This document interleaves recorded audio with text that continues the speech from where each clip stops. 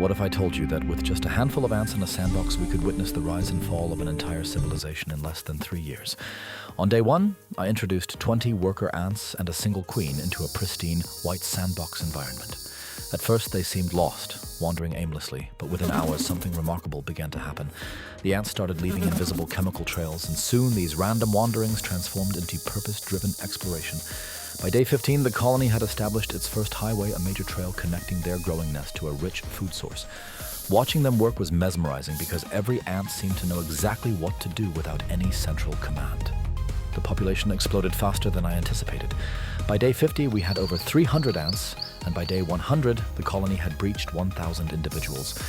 The underground network became a sprawling metropolis with specialized chambers for nurseries, food storage, and even waste management.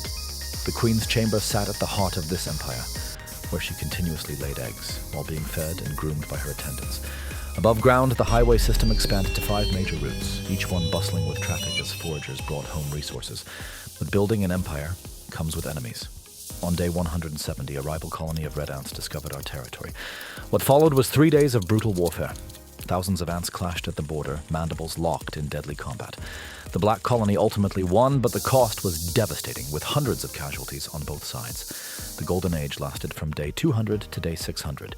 The colony reached its peak population of over 2,800 ants. The organization was flawless, with traffic flowing smoothly and foraging teams bringing in more food than they could consume. I witnessed them transport a dead beetle that weighed more than 50 ants combined, working together with perfect coordination. On day 612, hundreds of winged reproductive ants emerged and took to the sky in a massive nuptial flight before the mated queens flew away to establish new colonies. But back at the original nest, the queen was aging. By day 700, the decline was undeniable. Population numbers dropped steadily as fewer eggs hatched to replace dying workers. On day 836, the queen died, and without her to produce new generations, the colony's fate was sealed. The final 200 days were bittersweet. A core group of about 100 workers remained, stubbornly maintaining the nest even as their numbers dwindled.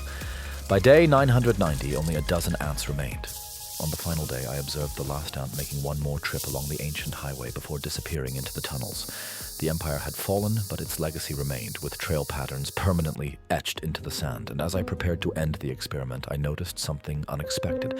A small group of young ants from a new queen had arrived at this spot. The cycle was beginning again, and I realized that in nature, every ending is just another beginning.